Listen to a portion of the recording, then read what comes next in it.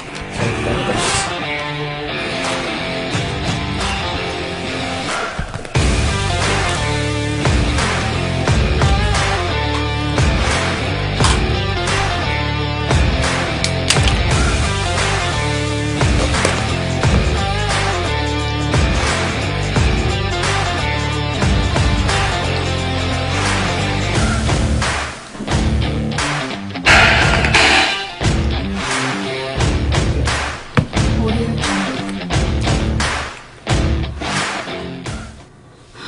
Good evening, ladies and gentlemen. Welcome to a special football championship edition of On the Spot with David Rodgers. Tonight sponsored by Harry Business of Start. Joining me tonight for this special edition is our executive producer, Super Dave Holland, and our director, Michael the Dragon Slayer Heater. So let's get started as we always do with our prayer, our pledge, and our patriotic wisdom. Hey, please bow your head, ladies and gentlemen, as we say our prayer. Our righteous Heavenly Father, let us once thank again for a wonderful and glorious day you've given us, dear Lord. Thank you for letting us be able to do this special edition where it's sports, dear Lord, where we want all the players, all the coaches, and everybody to be safe as we're dealing with this COVID-19 situation, dear Lord. Let this game be played fairly and safe, and may the best team win tonight, dear Lord. Thank you again for letting me be with my crew tonight, the crew that I don't have here, dear Lord, that you're just watching over them as we get ready to do a show tomorrow night. Thank you for this great week that you've given us, this beautiful weather, everything that you do for us each and every day. Thank you for letting us live in the greatest country in the world today, the United States of America, and thank you for the greatest armed forces in the world today, dear Lord. Our armed forces, United States Armed Forces, dear Lord. They're out there protecting our rights, our freedoms, and our liberties. Keep a hedge of protection over them, and please bring them back home safely to their families. Thank you for the food that we receive each and every day, that it goes into the nourishment of our bodies, and our bodies to thy service. Again, anybody with a spoken or unspoken prayer request, that you touch them in any way that you can, dear Lord. You're the ultimate healer, the ultimate provider, the ultimate comforter. Touch them as you see that they need fit. Again, thank you for everything that you do for us and that you're going to do throughout the rest of the week. And please bless this show as we bring this special information to our audience. We ask for these things in your Son's name, Jesus Christ. And the congregation says, Amen. All right, let us stand for our pledge, please. I'm going to ask our director, Michael Heater, to lead us in it. Absolutely. I pledge allegiance to the flag of the United States of America and to the republic for which it stands, one nation, under God, indivisible, with liberty and justice for all. Amen. All right. Ladies and gentlemen, welcome into a special edition of On the Spot with David Rodgers. I am your host, David Rodgers. Tonight, missing is Mr. Byron Bagwell and Mr. Mitchell Gunners. They have the night off, but they will be joining us tomorrow night as we get ready to do our regular Tuesday night show. With me tonight in the studio is Mr. Dave Holland, Super Dave Holland, our executive producer, and our director, Mr. Michael Heater, is with us tonight as we give you this preview of the national championship game tonight, which ought to be a great one, Michael, between Alabama and the Ohio State Buckeyes.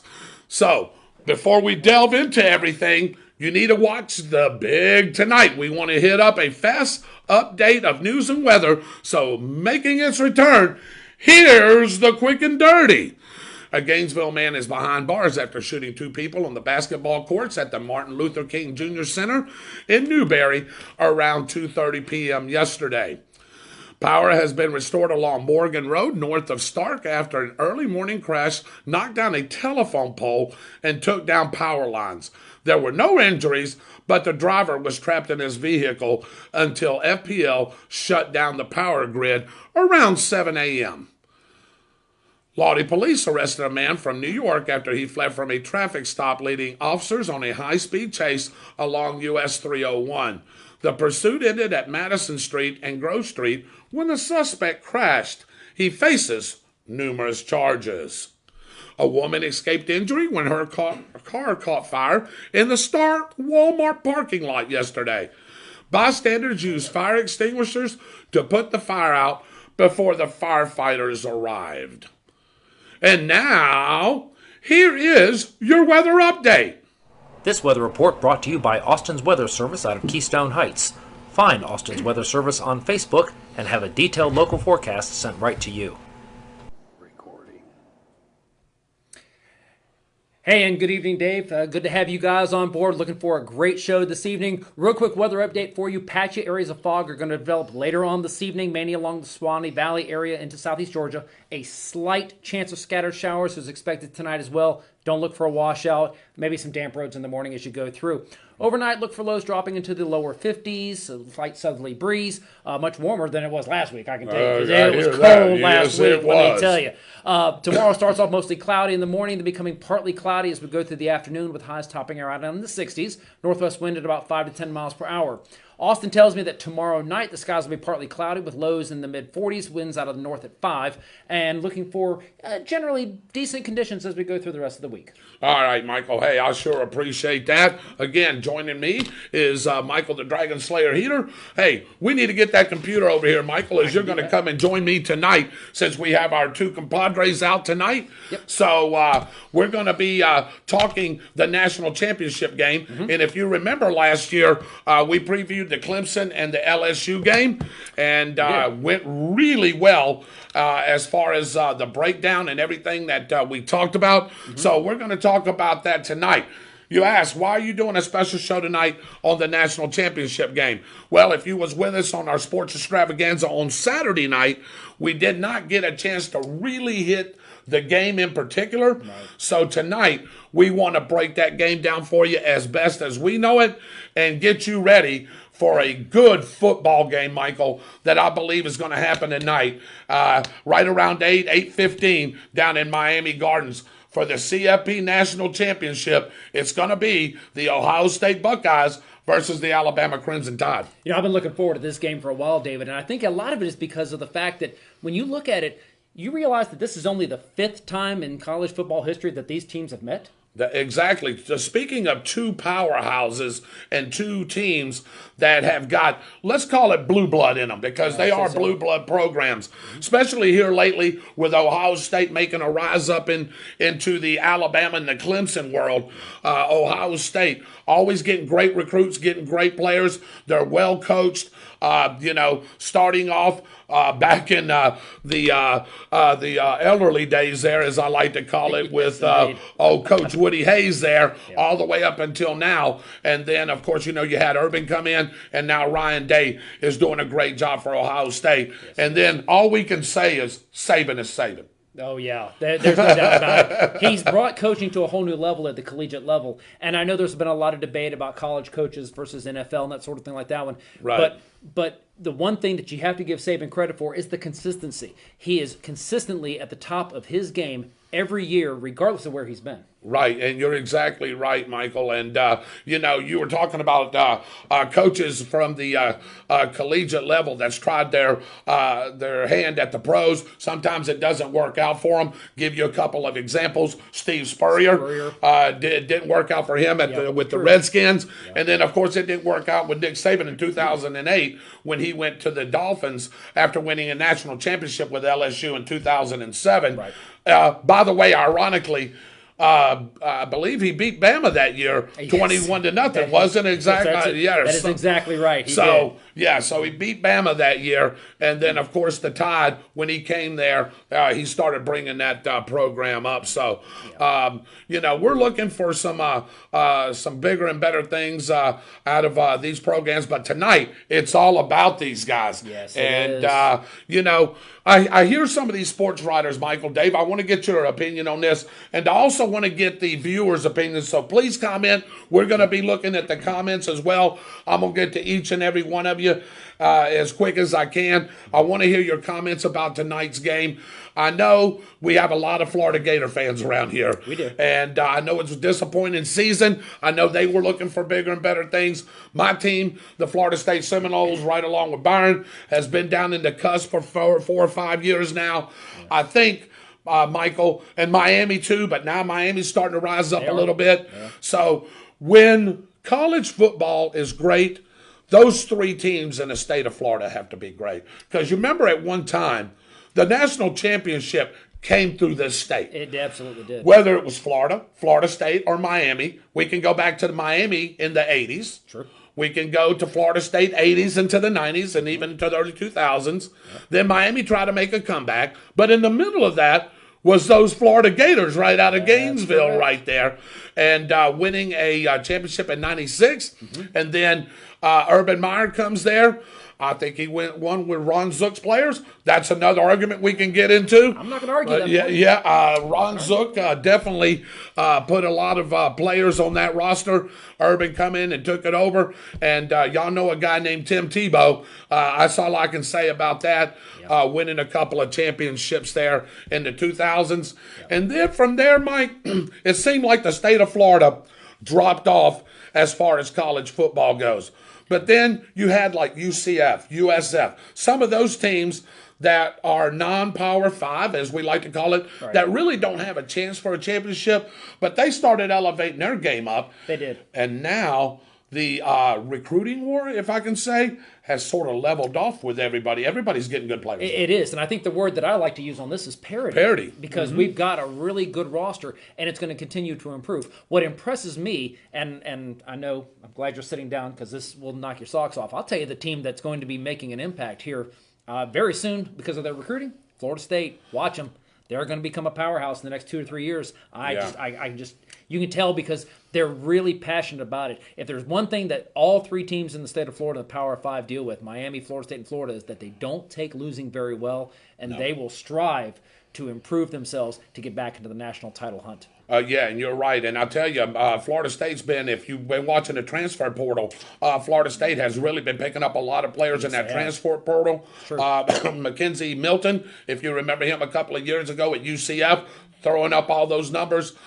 He devastating injury. Didn't think he was going to come back, and now he's back. And put his name in the transfer portal. Always wanted to play with Florida State, so now he is there. But that's for another show. Yes. Tonight we've got a hell of a game. Excuse my French, between two great football teams, and that's the #1 Alabama Crimson Tide, coached by who? Other than Nick Saban, against the #3 ranked Ohio State Buckeyes, coached by Ryan Day.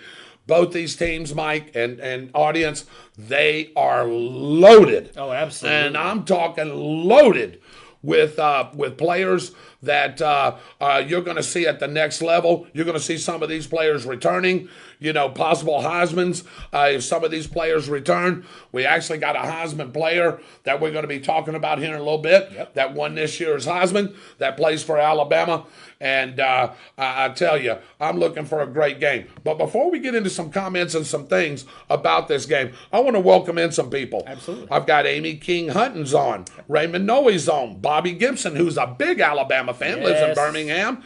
He's on. Roy Jackson's on. Shirley Bagwell's on. The Sarge is on. Mac Johns is on. Jennifer Swanson Davis is on. Pepper Autistic's on. Hello there. Elizabeth John Ryan Tillman's on. And Stephanie Smith's on. Raymond Noe says, go for the 18th NCAA title. Roll Tide. I knew we was going to have a lot of Tide fans on. Yeah, you have a lot of Tide. Donald Stevens is on. Noah Gibson, this is the only time that I will say it. Send the Tide rolling. Well, Noah, that's your opinion. Yolanda Jones, is on. Dwight Allen says, I hate OSU. And Dwight Allen says, roll Tide. Yeah. Glad that y'all are on. And I think the key here is this, and you brought up a great point before we went on the air, was that a lot of people may not necessarily like the team, but they're going to support their conference. Yes, they are, and that's exactly right. We talked about that a little bit. Again, the national championship game tonight at Hard Rock Stadium in Miami, Florida, going to start about 8:15 or so. We've got the Alabama Crimson Tide coming in at 12-0. The Buckeyes are 7-0, and I want to stop right there, Michael, because you've heard me and Byron and Mitchell and all ourselves and even our audience talk about, does Ohio State really deserve to be here? With 6 wins, now a 7th one. Now, they did beat Clemson, and beat Clemson handily. Yeah.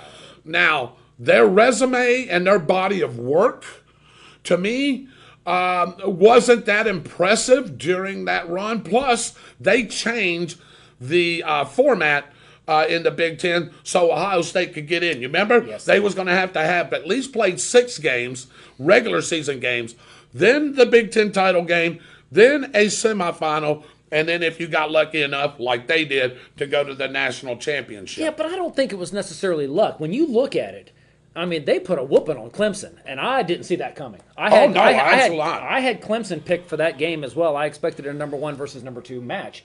So, and everyone will tell you that my 2 favorite teams are the Florida Gators and anybody playing Ohio State.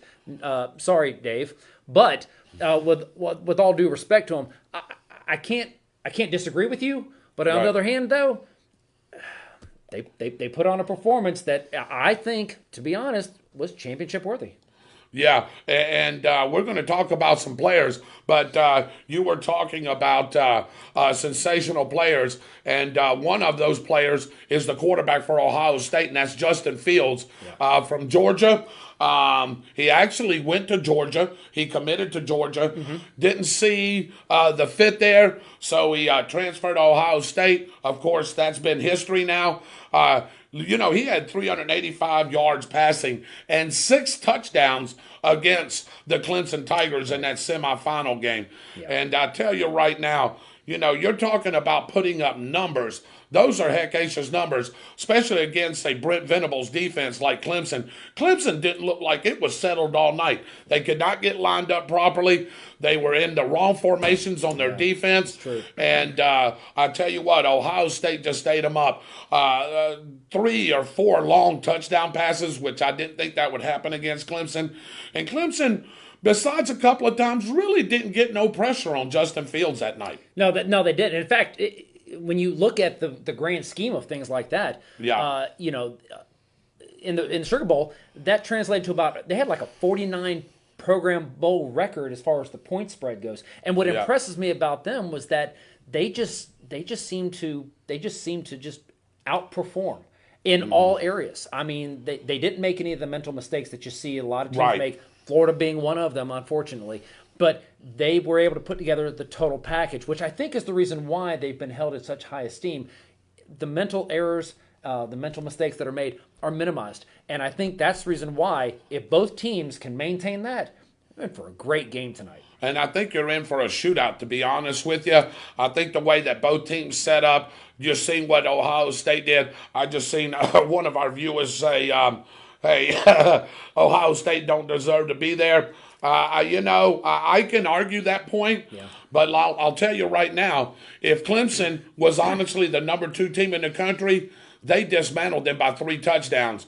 And if you dismantle a previous champion, that they've won this thing a couple of times now, and you dismantle that team and you dismantle them like you did, to me, you deserve to be there. Dave, what do you think? Them Ohio State Buckeyes are right there. So, I see Dave's wearing his Ohio State Buckeyes shirt there. He is. I know he's pulling for the Buckeyes. You want to give us a go Buckeyes, Dave? Go Buckeyes! Oh, boy, there you go. So, hey, Dave being from Ohio, of course he's going to pull for the Ohio State Buckeyes. Want to just give you a few numbers here real quick. Quarterback Mac Jones has 4,036 passing yards. Wide receiver Devontae Smith, which we all know is the Heisman winner, has 1,641 of those receiving yards with 20 touchdowns, and again, plus the Heisman. Smith is the first receiver to win the Heisman since Michigan's Desmond Howard in 1991. Right, yes. So, and those 2 players are similar in what they did. They both were receivers. They both returned punts. I just think when Desmond won it, Michigan liked to run the ball down your throat. They would hit you with 2 and 3 and 4 backs with that big offensive line. Yeah. And for what's his name there? Desmond Howard, to get what he got, and as far as receiving yards that year and to win the Heisman, that's pretty fantastic. That is. And, he had some great quarterbacks there. Tom Brady actually played after him. But one of the quarterbacks, I do believe that quarterback that year was Elvis Gerbach. Do you remember that name? Yes, I do remember Elvis Gerbach. I do indeed. Was throwing the ball to him. So they've had several great quarterbacks and several definitely great running backs that come out of there. So the defenses hope to slow down those big offenses. It's definitely offense versus defense. I seen you had a couple of graphics up there that we'll discuss here in a minute about that. The last time these two played, if you remember, it was back in 2015. Alabama was a huge game favorite. And y'all remember a kid that was the third-string quarterback because Braxton Miller got hurt, and a couple of and the other quarterback got hurt as well. And there was a kid named Cardale Jones. I remember Cardale Jones. Yep. Hey, he had instant fame and notoriety because he won that semifinal game, and then of course, he beat Bama that year, and of course shocked the top-ranked Tide that year, and they went on to win the national championship that year, and they was the number 4 seed. Right. They was the number 4 seed to do that. Now, I'm going to give you a little trivia question, ladies and gentlemen. Have you, or do you know, Dave or Michael or any of our audience, has a number 3 seed ever won the CFP since 2015? You know, a number 1 has. Alabama was number 1 and Clemson was number 1. A number 2 has won it. I honestly... I don't know. I don't think you'd ask. What would you say? Would you say yes or no? No. Okay. I want to say that somebody did, but I don't remember who it was. It was kind of and it was like, was it 18 or 17? So there was somebody. Remember you had your Alabama Clemson battles there 3 or 4 times. Yes. So they were 1 and 2. Right. You had at the first Ohio State being the number 4 seed won that first one. LSU was the number 1 seed last year, and Clemson was the number 2 seed. So no number 3 seed has ever won the CFP national championship. So if Ohio State wins tonight, they'll be the first one to do that too. They'll win it as a 3 and 4 seed. Pretty good. That's pretty good. That's pretty good stuff right there. And I'm gonna get to some of your comments here. Let's see. Bill Edgerton's on. Hey. Good to see you, Bill. OSU will have a letdown against Bama tonight. Okay, interesting. What do you think? And you know what? I think I'm going to agree with him, and I'll tell you the reason why. Not saying that there's going to be any type of spectacular thing like that, but I'll tell you who I think is actually going to be one of the unsung heroes in this thing. Okay. Is going to be Miller Forrestall. Uh-huh. And possibly, depending on how you do it like that, is a Slade Bolden. Because I think they're going to put so much pressure on Devontae Smith and Najee Harris that they're going to be trying to focus on the tight ends and getting a little bit extra balls out to the other wide receivers. I'm not saying it's going to happen, but it wouldn't surprise me if they kind of spread the wealth a little bit to try to keep, keep Ohio State on their toes. Okay, well, and I will sort of agree with you on that, and then I'm going to come back with something on there like that. Sure. Ty Jordan's on. Anthony Black's on. And what about the wear and tear of the bodies by the guys that did play full schedule? Raymond Noy, you got a great point there. And that's why people say Ohio State doesn't belong, because they didn't play a full schedule. Well, now, a lot of teams didn't play a full schedule. A lot of teams didn't play at all, because of the COVID situation. So, Raymond, I agree with you. But at the end of the day, we can sit here and argue who that 4th team should have been or that 3rd team should have been. Personally, I thought Notre Dame should have been in. They never play well in a semifinal game or a championship game. Really. They seem to get the tar kicked out of them. Yeah. But they deserve to be there. They were undefeated. They lost to Clemson when they was at full strength in the ACC championship game. Yeah. I don't think you should drop them from 2 to 8th. There's no way you should do that. Sure. So I thought they should be in. Now, here's my argument for this particular game. And again, I'm going to eat my words because I thought Clemson was going to beat them by 21. Mm-hmm. Dave, I'll be honest with you. I sat here and said it. So did Byron. And boy, did I eat my words. And boy, did Ohio State look good. And boy, they did anything they wanted to. They had over 600 yards of total offense against them.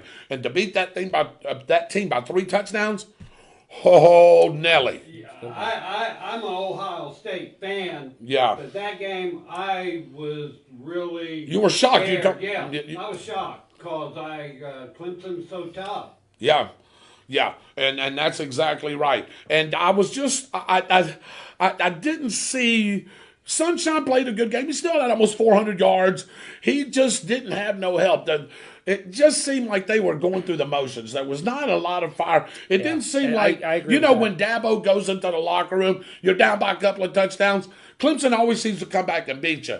Yeah. Venables and him just didn't seem to have the answers, man. They got out coached. Yeah, they did. And they got That's exactly outplayed. And I'm going to tell you right now, Ohio State's got some athletes. But here's where Dave, I have a problem.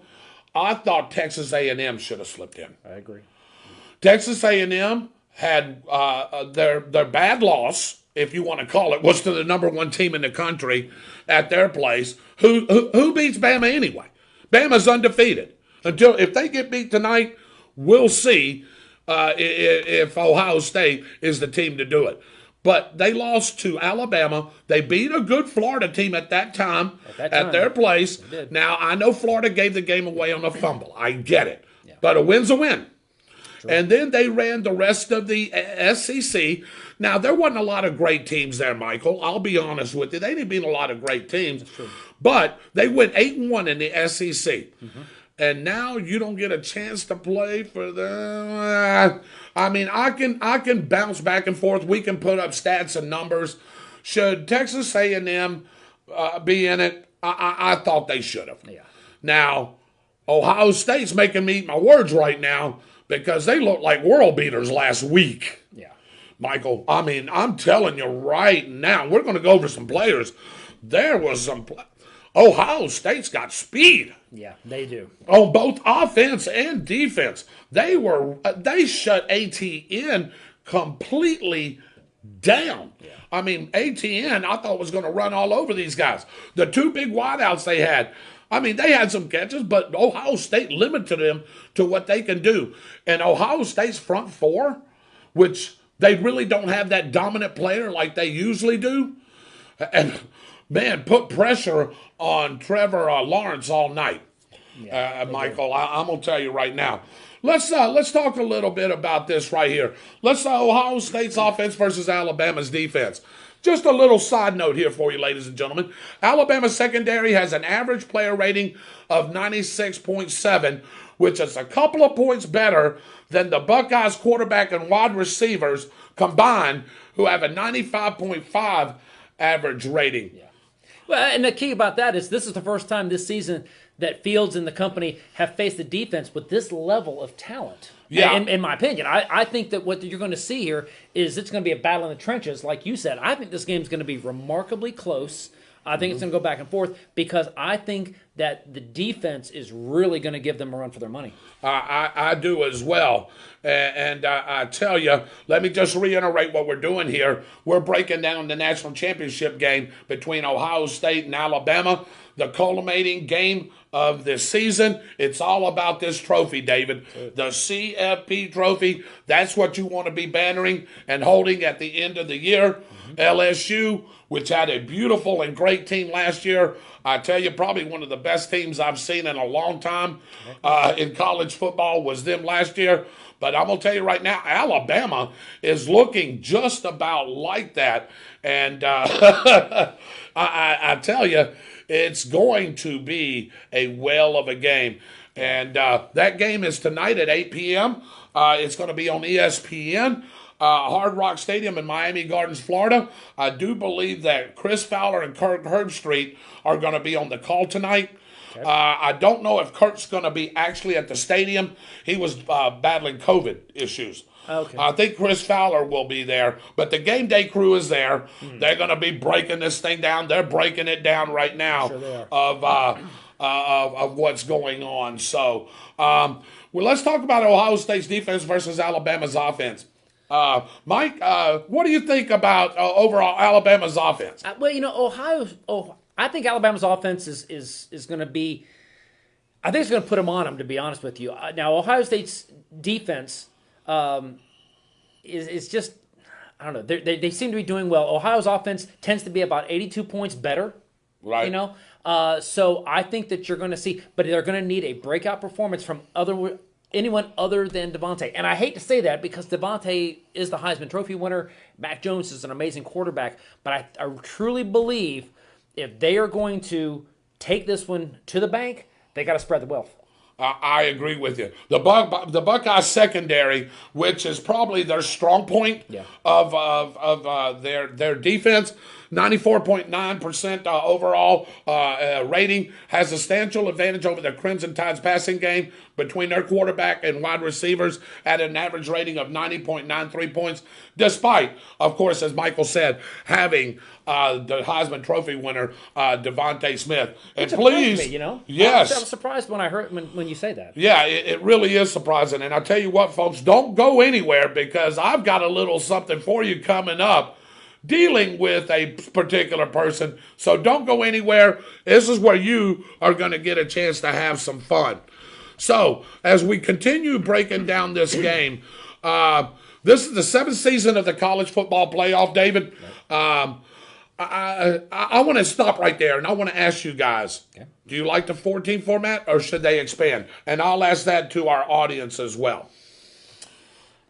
I think they should expand it. If for no other reason, I think Texas A&M got railroaded. I think that they should expand to possibly an 8-team. I'm not one to try to design it, but I do believe that there should be a better way of bringing forward the caliber teams that deserve to be in the playoffs, even though they're on the right track. And I think where we are is way beyond where we used to be. I would like to see it expanded a little bit more, especially bringing in those teams like Cincinnati. Mm-hmm. Cincinnati was a. How about BYU? Yeah, BYU, absolutely, their only loss. They had to travel across country 3 days prior to a game getting scheduled to play Coastal Carolina, which was a heck of a ball club as well. Liberty is a good ball club. These teams didn't get a chance to showcase their talents. Yeah. Would an Alabama or an Ohio State or a Clemson beat the dog mess at them? If you look at it on paper, probably. But that's why you don't play the game on paper. You play it on the football field. That's exactly and right. I'm telling you right now, right. those teams, hey, Cincinnati gave Georgia all they wanted. Absolutely. Georgia had to come back on last-second field goal to win that thing. Correct. So, I think this year with the COVID issues and everything going on, Michael, this would have been the perfect time, Dave, to bring in a Cincinnati into the expand it to 8. Bring in a Cincinnati, maybe bring in a Coastal Carolina, and see what those teams could do. Mm-hmm. Then you would have had Texas A&M in there. Yes. Oklahoma would have been in there. Yes. At that time, Florida would have been in there, back in there, and round robin that thing. Yes. Because to me, a true. If you want to call it tournament, that's why I like the NCAA basketball tournament. You invite 68 teams, 4 or 2 play-in games to get the other 2 to get that down to 64. Right. 4 games, excuse me, to get that down to 64 and play the best 64 teams in the country. And that's why basketball is so great, because you have somebody like Murray State or Bradley or Ball State or somebody like that upset a Florida or a Florida State or a Kentucky or a Duke. That's what makes basketball so great. And why do they do that? Because some of those bigger teams, they're out for themselves. You know, you're getting the big recruits. They're getting the 4, the 5, 6-star kids. They're getting all those kids. True. And guess what? That little team down there has got 5 and 6 fifth-year seniors that stick around a long time, and they know how to play basketball together. That's it. And when you play together, you can beat a team that's got a lot of stars that are trying to handle it individually. See, and I think that's a key point that you bring up, and you're not the only one to say that. I know other people have mentioned it as well. There's a lot of individuality on these great teams, but they are there showcasing their performance because they're putting on a performance for the NBA and the scouts and everything like that.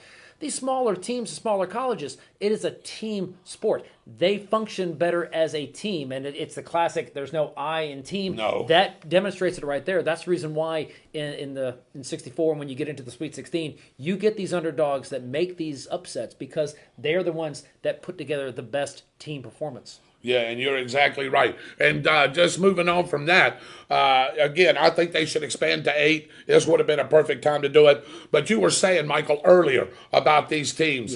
Yes. You were talking about how many times that they've played against each other. What was that number? So this will be the 5th time that they've played. Of course, the last Right. time, as you mentioned, was the Sugar Bowl back in 2015. Right. But there's only been 4 times when they have played, and each time it's always been a relatively close game. It's never been a blowout one way or Right. the other. So I think you're going to see that again tonight. We mentioned the word beforehand. I will say it again. Tonight's competition is all about parity. And that's exactly right. So let's go to 2015, where number 4 Ohio State, Dave's Ohio State Buckeyes, beat number 2 Oregon 42-20. Right. That's the year that they beat Alabama in the semifinal. Then it started the Alabama-Clemson thing. So we had number 2 Alabama in 2016 beat Clemson 45-40 in a classic game. That was in Arizona. Yep. Great game. Number 2 beats number 1. Then 2017, let's turn it around. Number 2 Clemson beat number 1 Alabama in Tampa, where this game, well, it's going to be in the state of Florida, but it was in Tampa that year, 35-31.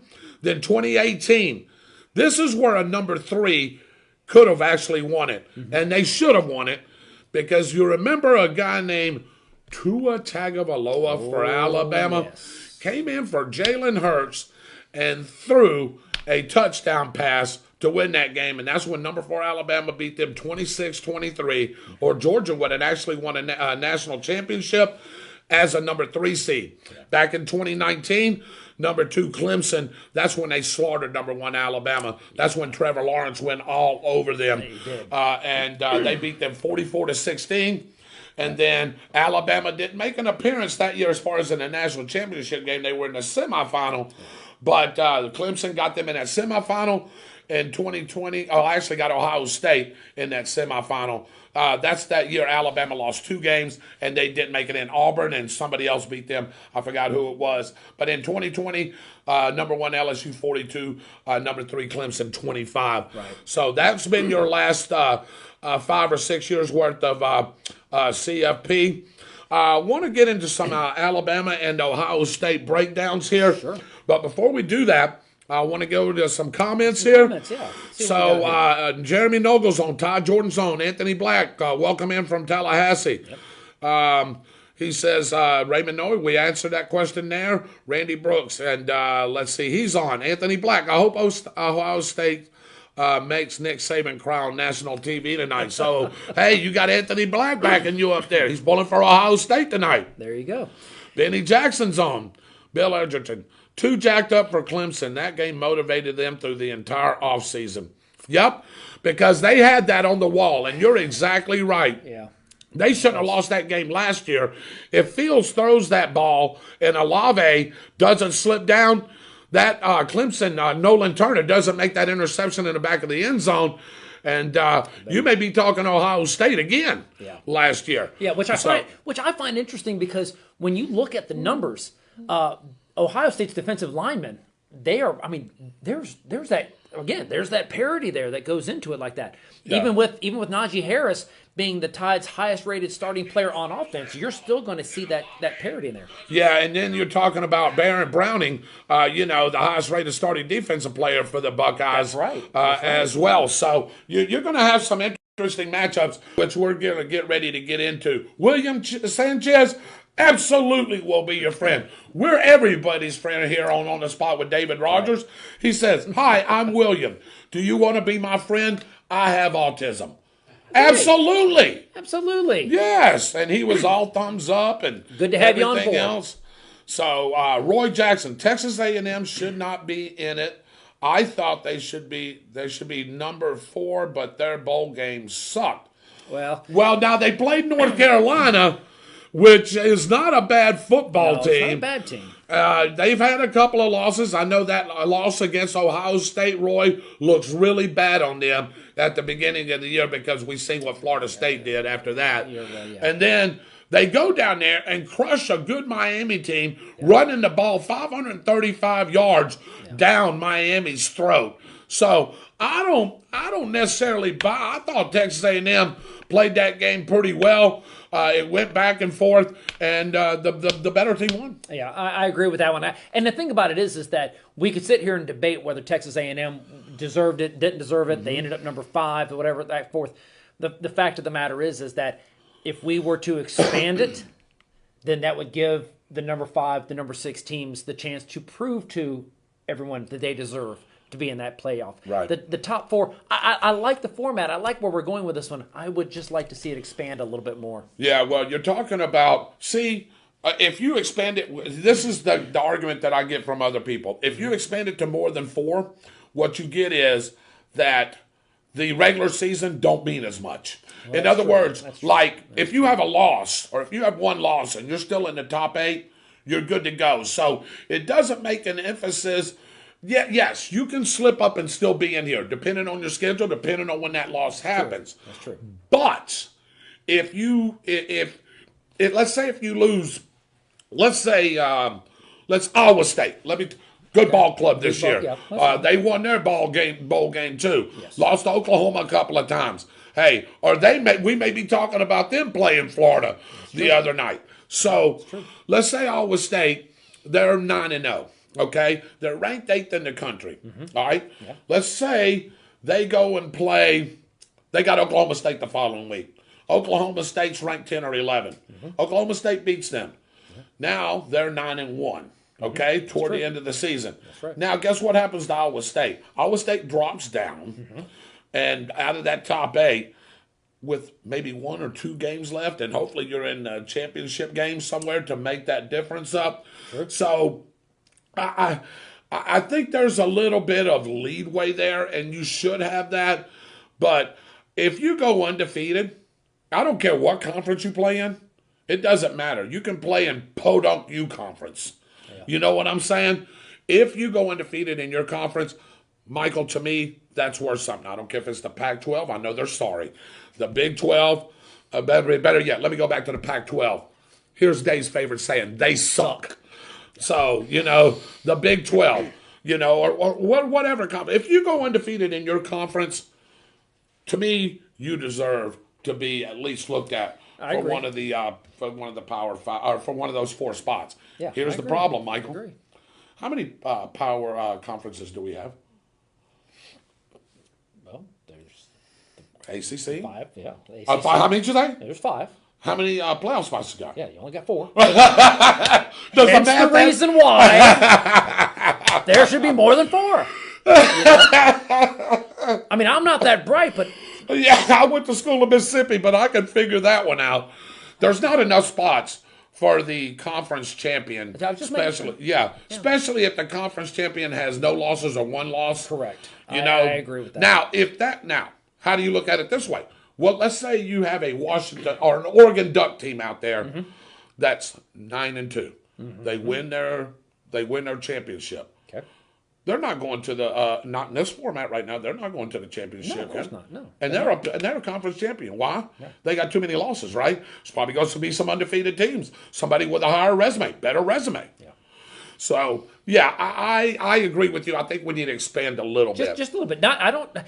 We don't need to do 64 like basketball, but I do think that an expansion would do the entire football world a lot of good, because not only does it give every conference champion an opportunity to play for the national championship, I also think it gives those teams that are on the cusp, that are not the the Cincinnati's, the Coastal Carolinas, the UCF, those teams like that. South Florida, all those teams they can then Boise State, yes, BYU, right, exactly. The ones that have like some of the smaller conferences, maybe not Power 5, but they're the conference championship for them. To give them a chance to come to the dance, just like they do in basketball. Yeah, and I agree with that. Stop, the devil is tricking you guys. He wants to raise. Okay, we'll move on. That's for tomorrow night's show, William. We talk about that on tomorrow night's show. Tonight is sports. It's all about sports. That's right. Bill Edgerton's got a good point, which I didn't want to do it yet, but since he brought it up on the comments, I will. Okay. He said, guess who's coming back to Alabama? Jalen Waddle. Oh, wide receiver that was tearing up numbers right along with Devontae Smith, and he's back tonight. Now, Bill, here's my question. Is he 100%? How many plays is Nick Saban going to play him? 5 plays? Yeah. 7 plays? 10 plays? I don't know. But if he comes back, that means you will not be, because personally, I think they're going to double cover Devontae Smith. Absolutely. That's my whole point of saying earlier was why I said it like that one. But I will tell you right now, if indeed that Jalen Waddle comes back here, because he went out with a serious ankle sprain and fracture. Yeah, it was pretty serious. He was supposed to come back. Yeah, I think it was end of October, the 24th or something like that. Yeah. He was out like that one. So if he's coming back here, he can make some really good plays. He's probably one of the smoothest as far as elite moves and moving around like that. Yeah. He's really good, and I think he's a good playmaker if the ankle will support it. Right, and again, depending on how many plays that Saban plays him. Right. Again, I think he's the X factor too, Bill. Mark Cook's on. Let's see here.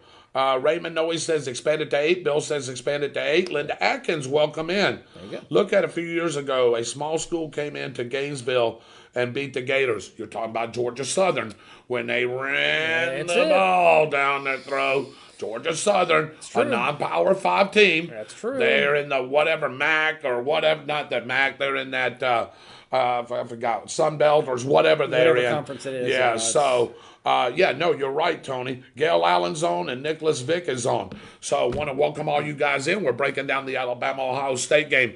Before we get to that, Michael, I want to go into some actual stats right here. Absolutely. Alabama's 12-0 in the regular season, 10-0 in the SEC.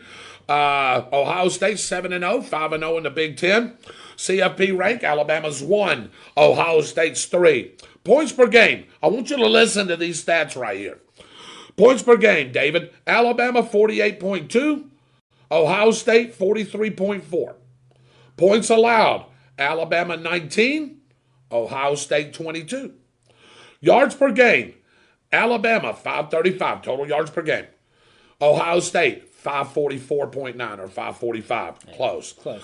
Pass yards. Here's where it gets a little different. This is where Devontae Smith and y'all were talking about, and Jalen Waddle comes in. Okay. So, passing yards. Alabama, 349.3. Ohio State, 272. There's almost 100 yards, 60, 70, 80 yards difference. That's probably a Devontae Smith or a Jalen Waddle. Now, here's the interesting take. Rush yards. 185.7. We know Alabama's got a great running back in Najee Harris. Yes, we do. But Ohio State's got a great running back in Trey Sermon. Yes, and 272.6 yards rushing. Yep. Yards allowed. Alabama's defense gives up 353 yards per game. Ohio State, 370 yards per game. Passing yards allowed. Alabama allows 242. Ohio State allows 281. Between 30 and 40 yards. Minute stuff. Yeah. Rush yards allowed. Alabama gives up 110 yards per game. Ohio State. This is where I want that front four. Only gives up 89 yards a game rushing. Wow. So, does that tell you that they could shut Najee Harris down? They could. So, let me give you some individual statistics here. So, Mac Jones, the quarterback for Alabama, is thrown for 4,036 yards, 36 TDs, 4 interceptions. Justin Fields only played 7 games, 1,906 yards, 21 TDs. Here's where it gets me a little bit. He's thrown 6 interceptions. So, it's still a good TD to interception ratio. Just got to watch that a little bit. Right. Najee Harris, 1,387 yards, 24 touchdowns. The Alabama running back, the big man. Wow. Trey Sermons, 7 games. You remember he had a 332 rushing yard game against Northwestern, and he busted off a couple hundred against Clemson. That's right. 868 yards and 4 touchdowns in 7 games. Wow. That's impressive. Devontae Smith, your Heisman Trophy winner, 1,641 yards and 20 TDs. Garrett Wilson, for the Ohio State Buckeyes, got 673 yards and 5 touchdowns. And defense, Dylan Moses leads Alabama with 74 total tackles, 6.5 tackles for loss. And Pete Werner, 46 total tackles, 2.5 tackles for loss. That's pretty impressive. Hey, I got one for you. All right. I'm going to do a little research here. I was doing some digging up like that. Okay. We don't have it on the teleprompter, but I'm going to see if I can about that. Okay. Since 2014, Alabama has defeated or has played. What is the record of Alabama versus their SEC opponents since 2014? Take a guess. You're talking about what Alabama's record is against other SEC teams since 2014. Let me see. So they played 10 games. Let me see. Okay. Is this 11-game season or 10-game season? Just okay, so let me like see. You're in the right ballpark. Yeah, I'm just trying to. They are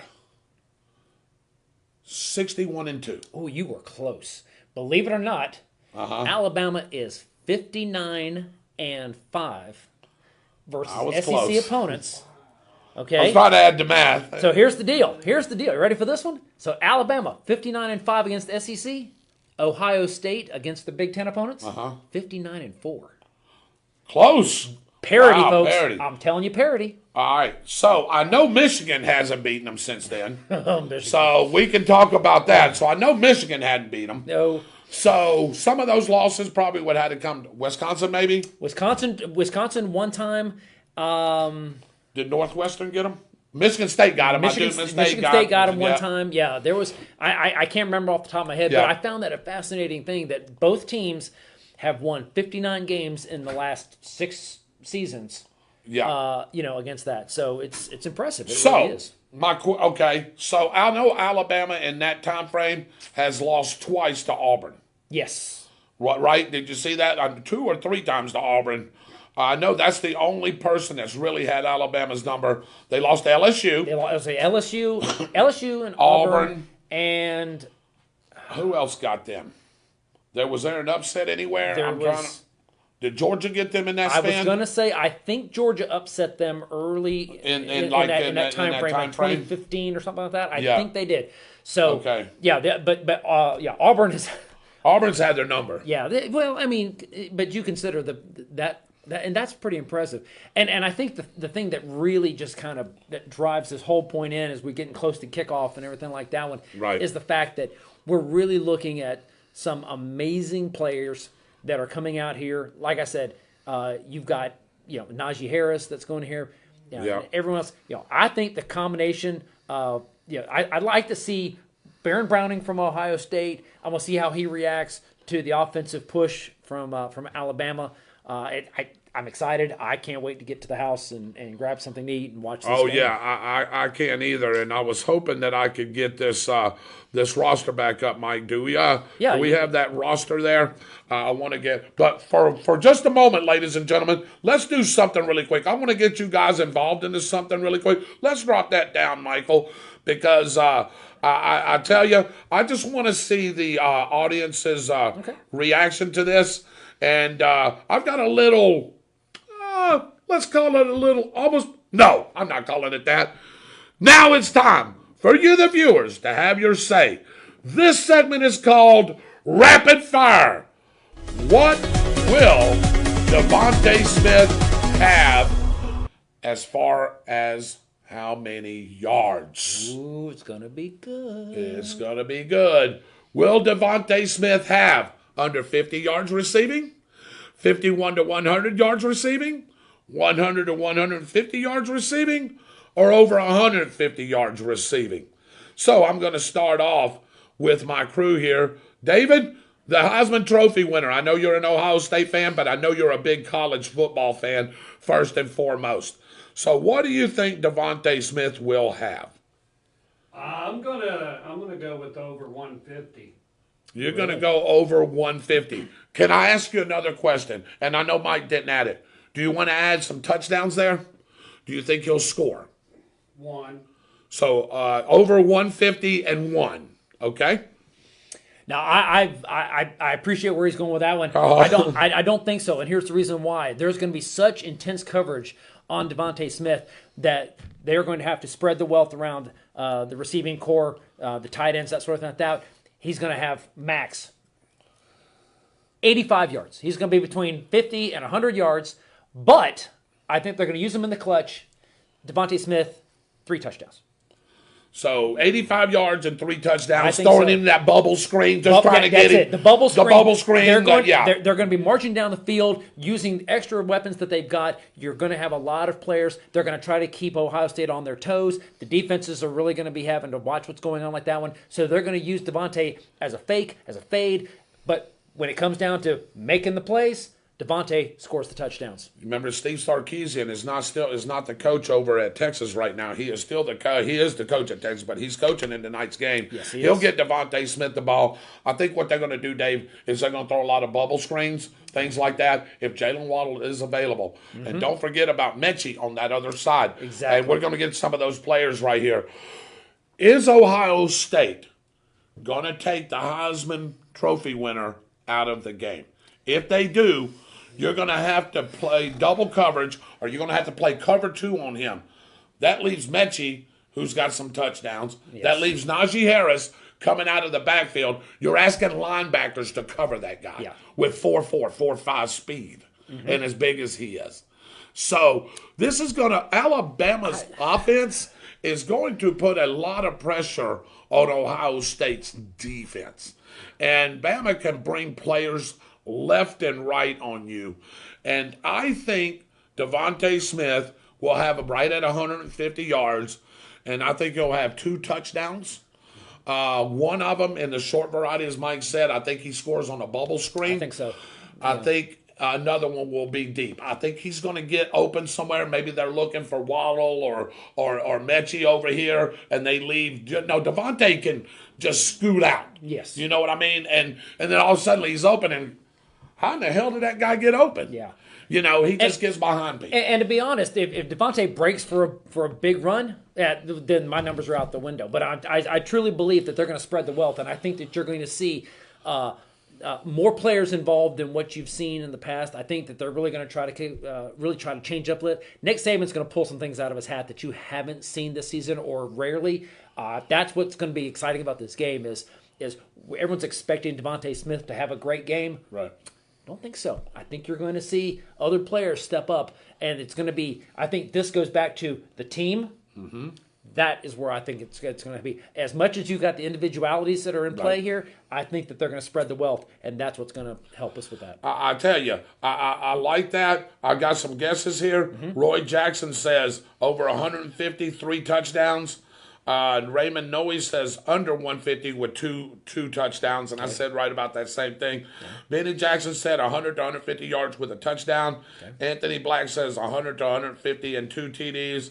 And Pepper Autistic says, yes, Ohio State will win. So I'm going to get your predictions, ladies and gentlemen, in just a few minutes as we get ready to wind up the show.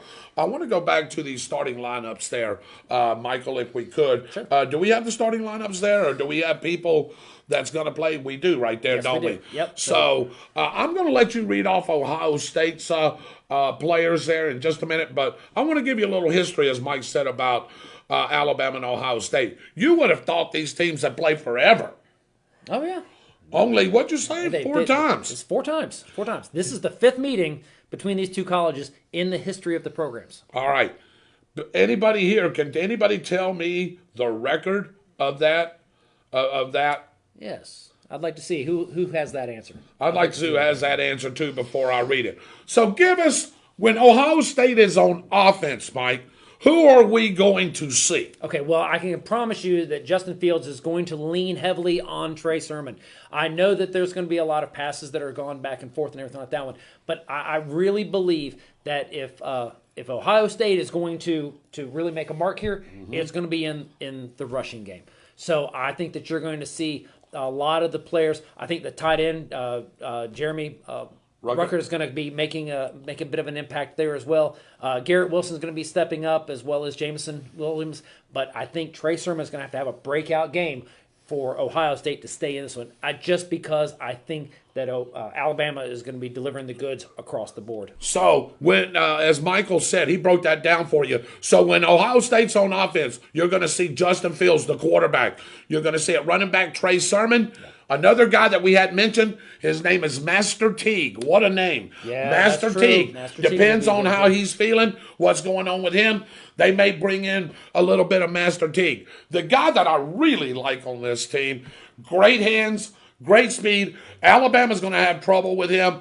I know that Michael likes Wilson, but I really like Olave. I like Chris Olave. Yeah, He burnt Clemson. He is their receiver, their go-to guy. He is. And I think he's going to have a big night tonight. Jamison Williams, as you said, and Garrett Wilson. Ruckert, the tight end, he had a big night against Clemson as well. Yeah. But go down to the monsters there. Let me tell you, this is who is going to have an impact on this game right here. Thayer Munford, left tackle. Harry Miller, left guard. Josh Myers, their center. Wyatt Davis, their right guard. And Nicholas Ferrer, their right tackle. That's who you're going to see when Ohio State's on offense. Very good offense. Y'all do know that Justin Fields took a pop in the ribs.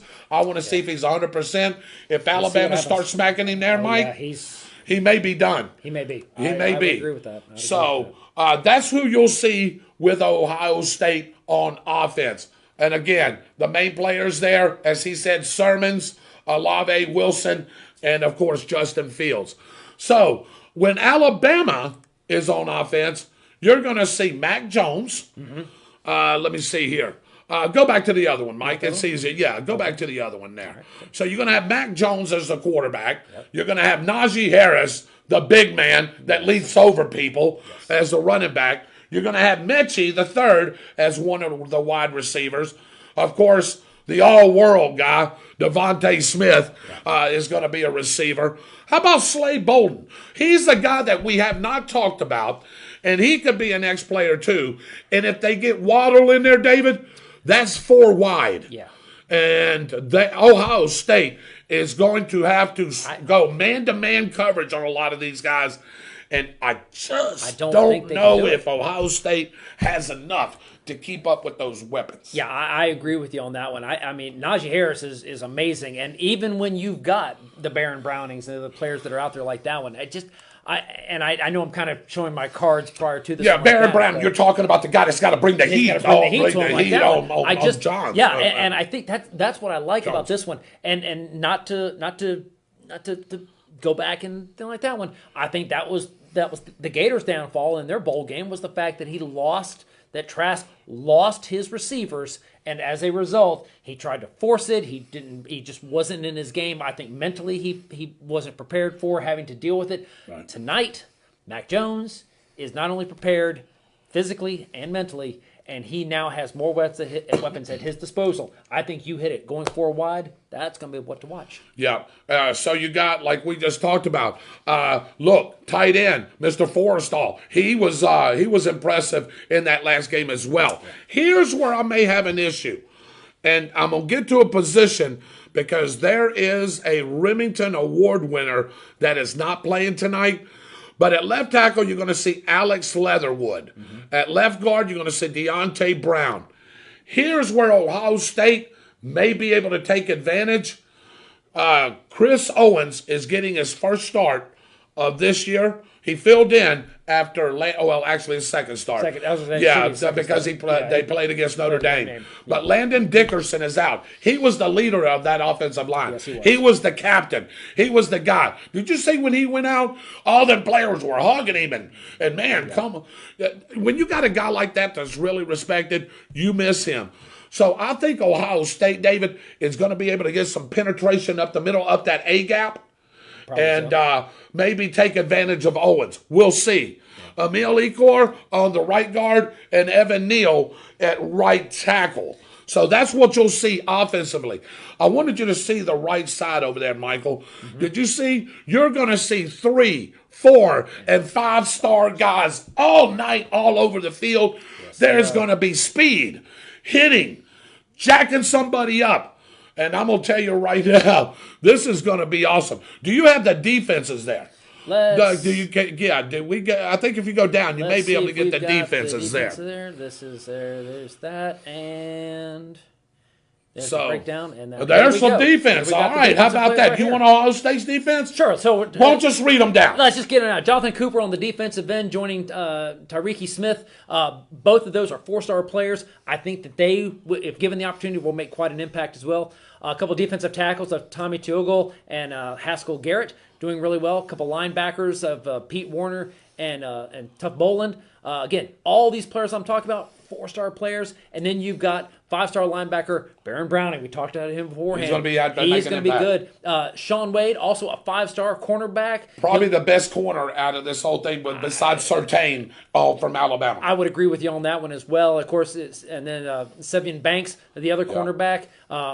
And Marcus Williamson joining them as well, both of those 4-stars. And, of course, then you got Josh Proctor, who is the safety. Again, 4-star. There is not, you look at the defense, there is not a 3-star player on the defense. Not on Ohio State's defense. It is amazing to see 4 the and quality 5-star players, David, the players they get. And some of these guys, we didn't even go where they're from. Some of these guys are from the state of Florida. Yes. I'm telling you, they can recruit everywhere. Yeah. Ohio State is loaded. Ladies and gentlemen, I am here to preach to you. If you think that Ohio State's going to roll over tonight, No. Judas Priest has got another thing coming for you. I'm telling you right now, Ohio State is not rolling over. Let me go to the Tides defense right here. And look at this. Same thing. Same thing right here on the defensive There's side. not a 5-star and 4-stars. all the way down. Defensive end, LeBrian Ray. Defensive end, Justin Igabo. Nose guard, DJ Dale. Linebacker, Christopher Allen. Linebacker, Dylan Moses. We talked about him. Yes, we did. Linebacker, Kristen Harris. 4 and 5 stars right here. They play what they call a jack linebacker. What it is, it's a strong safety. He can play strong safety or what they call jack linebacker to come up and help support the run. That is played by Will Anderson Jr. Yeah. Cornerback, the guy that I like, besides Wade on the other side, Patrick Surtain. Yeah. First-round draft pick for sure. Guaranteed. Josh Joby, the cornerback on the other side. And then the 2 safeties is going to be Daniel Wright and Jordan Battle. Yeah. So when Alabama comes out here, that's what you'll see defensively. Yeah. So, do we got special teams on there, Mike? Does it go down to special teams? No, no special teams. Doesn't have the special team. Okay, but I know that there's definitely some consideration to look at here. We'll see if we can find some special teams information for you. Okay. But what I like is just again, it's the parody of it. You can't. I mean, and I'm not an Ohio State fan by any stretch. Sorry, Dave. No, you are. I'm not an Alabama fan either. But I'm telling you, as games go, gonna be a good one. Going to be a good one. I like Bill Eldridge's question, and I will get to that. Okay. So, Pepper says Ohio State will win. As we get ready to wrap up the show, we're going to wrap this up so we can pack up and get something to eat and get out of here so we can get to the house and watch this game too. Anthony Black says, Fields throws 3 TDs and runs for 1 more. I'm going to be honest with you, Tony, I can see that. Yeah, that is not out of the question. Now, I want to see what happens when Justin Fields gets popped. When he gets popped in that side, let's see if Justin Fields, he's going to get hit. He's going to get hit. Yeah. Let's see what happens. All right. Bill Edgerton says 152 TDs. Roy Jackson, Bama, what's that? 3-1. Bama by 31? I don't see that happen. Oh, I ain't saying that. Mitchell Gunner says Bama by 10, and I was going to ask everybody's pick. So everybody's still on. Give me a pick on who you think is going to win tonight. Bill Edgerton says, what's the over and under on targeting calls in the game tonight? Bill, I'm glad that you said that because the referees and everybody knows that Justin Fields is hurt. Yes. If Alabama defender, I don't care if it's the jack linebacker, if it's the linebacker, if it's the corner, if it's the defensive, I don't care who it is. If he comes in there and leads with any part of that helmet into Justin Fields, there will be a targeting call. I'm telling you right now. And, Bill, I'll go ahead and say it's 2. I think so. You agree with that one, or do you like it more? I say there's going to be 2 targeting calls tonight. I'll go with that. Dave? I think 2. 2's a good number. I say could be 3. Could be 3. Okay, 2 to 3. So we're right in there. 2 to 3 would be good. Yeah. All right. Bill says Alabama by 10. So as we get ready to wrap up tonight, I'm going to go. First of all, it's been a great show. I hope we put out a lot of great information for you guys. We break it down as best as we know it. We get our information just right off where everybody else does. Yeah. We just compile it. We know some different things. Knowing football like we do, we can throw some ins and outs there, as I call football for the Tornadoes. I have to know that.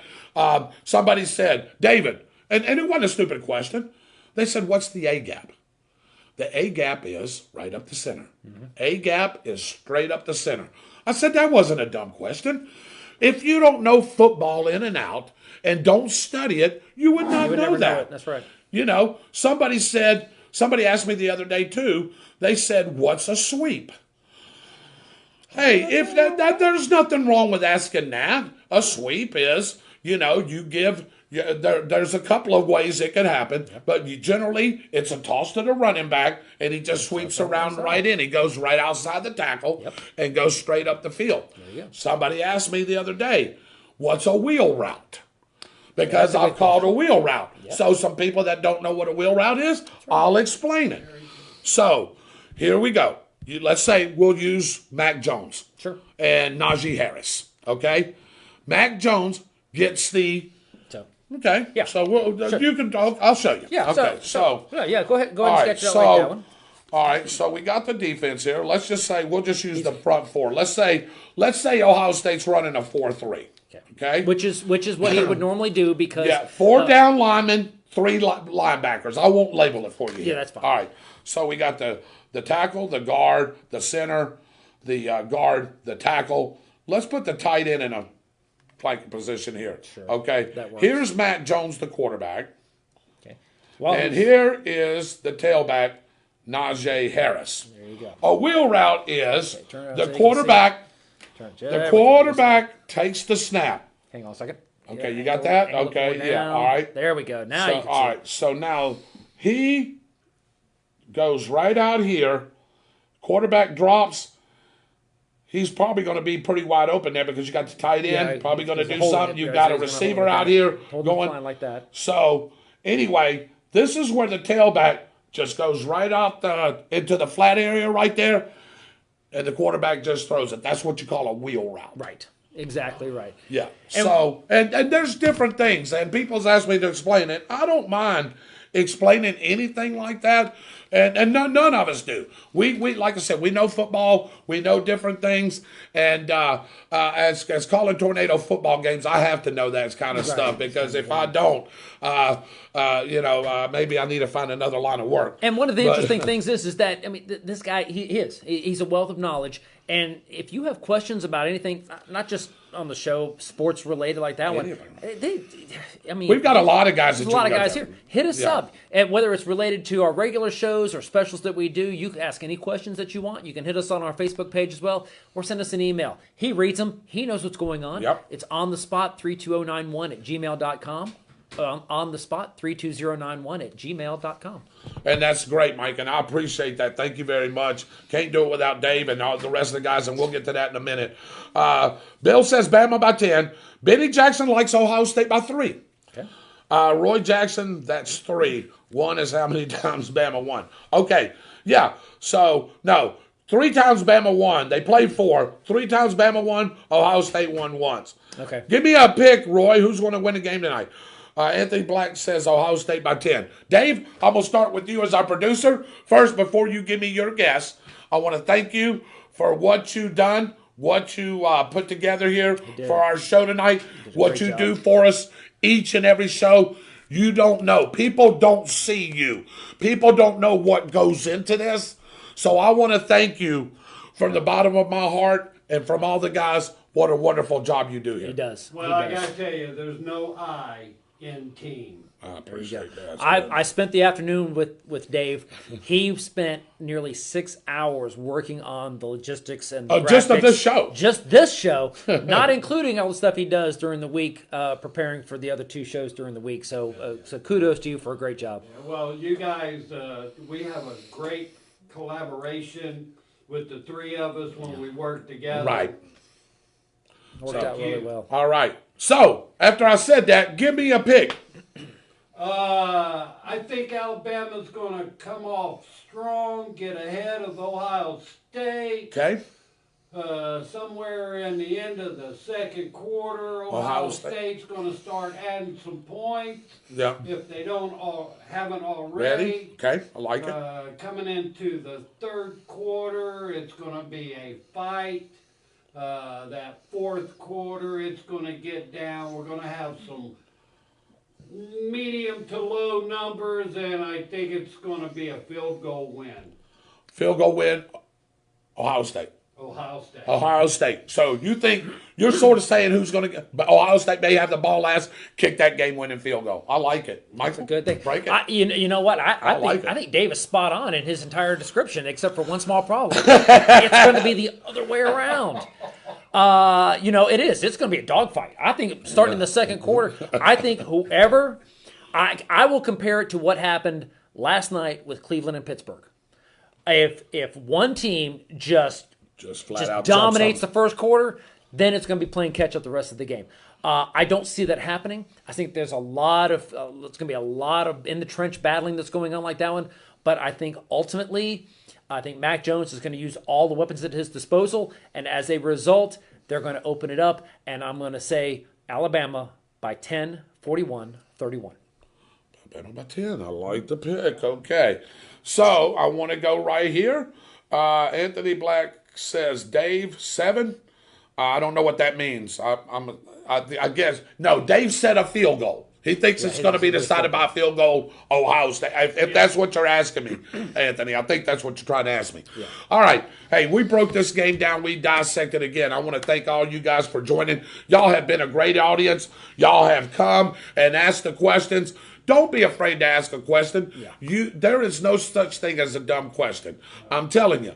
What I just said, some people didn't know what a real route was. Some of these people don't know what a sweep is. We'll tell you. It's not a problem. Yeah. You're not dumb. We're just going to educate you. We're going to help you out a little bit. That's right. So when somebody asks you what a wheel route is, you can tell them. That's right. And you can say, you've seen it on the spot with David Rodgers. That guy right there told me what to say. All of us told him. But anyway, I think this is going to be a great battle, guys. Yeah. This is two heavyweights. Honestly, I didn't think Ohio State belonged. I'm changing my mind. They do belong. I think they got a great team. Gentlemen, I'll be honest with you. Since what I said, I've been leaning back and forth. That's how close it is for me. Mm-hmm. You read off a lot of great players. I read off a lot of great players. You got the Heisman Trophy winner. You've got all kinds of winners here on doing this in this football game that's won a lot of college awards. Yeah. Man, I tell you, it's going to come down to a couple of things. Yeah. Can Ohio State stop Devontae Smith in some sort of form or fashion or limit him? You're not probably going to stop him. Yeah. Limit to him to what he does. Also, you got to watch him in the punt return. He's also a punt returner. We didn't even get into that. What if he scores a touchdown on a punt return? Yeah. You know what I'm saying? Then that throws the dynamic of the game off a little bit. Then you're not going to kick to him. Things happen like that. Then you start getting – but different things happen. So – on the other side of the ball, I think that Alabama's got to find a way to stop Trey Sermon. Trey Sermon is going to get his yards unless Alabama's defense just comes to play, which I know they're going to, and they just stuffs things up. But I think Trey Sermons is going to have a pretty nice game. I think Olave is going to have a nice game. Yeah, I agree. I really do. I think all these key players that we said is going to have a nice game. It's going to come down to, can they limit Devontae Smith? And can Ohio State, Dave, put pressure on Mac Jones and make Mac Jones feel uncomfortable? That's going to be the key. And what I say is, Mac Jones has been throwing passes from the pocket. Mm-hmm. He's not a Trask. He can't run like Trask. No, so he's not as mobile. So my thing is, can Ohio State's front four and maybe bringing a couple of linebackers in, put enough pressure on Mac Jones to make him feel uncomfortable back there, make him having to roll out, maybe make him throw errant passes. What I seem to do that they did against Trevor Lawrence, even though Trevor Lawrence had a big game, they still he was still able to get his yards, but they was able to limit the passing and the scoring. You know what I'm saying? Right. So if you can do that, I think Ohio State has a good chance to win. Yeah, again, that's true. I like Ohio State, but my heart tells me Bama's just got one to too many players that's going to cause some havoc somewhere, whether it's their receivers. I just think they outnumber them in the receiver department. Yeah, Alabama's going to make 1 to 2 more plays. I think Alabama's defense is better. It's going to make 1 to 2 more stops. I think Alabama wins a close one in a pretty much relative of a shootout. I like it Alabama 42, Ohio State 37. Okay. 42-37. And that's a whale of a ball game. Nobody should hang their head on that. I'm telling you, if Ohio State battles Alabama like that, there's no telling what's going to happen in the near future. But anyway, thank you again. Damn great show. We've been here. Great show, guys. Good. We got it all over here. Anthony says Ohio State wins by 7, and Nick cries. Well, I know, Tony, you want to see Nick cry. You want to see Nick cry. Well, and you may see it. Hey, again, you could. I'm not saying that Ohio State is eliminated from this thing. I'm just saying what I thought the breakdown was. So I love all you guys. Don't forget, tomorrow night, we'll be back with you at 7 o'clock right here. We'll have Mr. Byron Bagwell. We'll have Mr. Mitchell Gunner. We will have our esteemed producer, who I just talked about earlier, Dave Holland, back with us. Mr. Michael Heater will be back as well, at least for the weather and directing the show. Not sure if Austin Stevens will be here. We'll find that out as he'll be able to do the weather for us. So as we wrap up tonight, we want to thank our sponsors and everyone who tuned in. And remember, we're on the spot, so you can be too. Good night, everybody. Enjoy the football game. We love you. God bless. We will see you tomorrow night. Great game tonight, guys, I hope.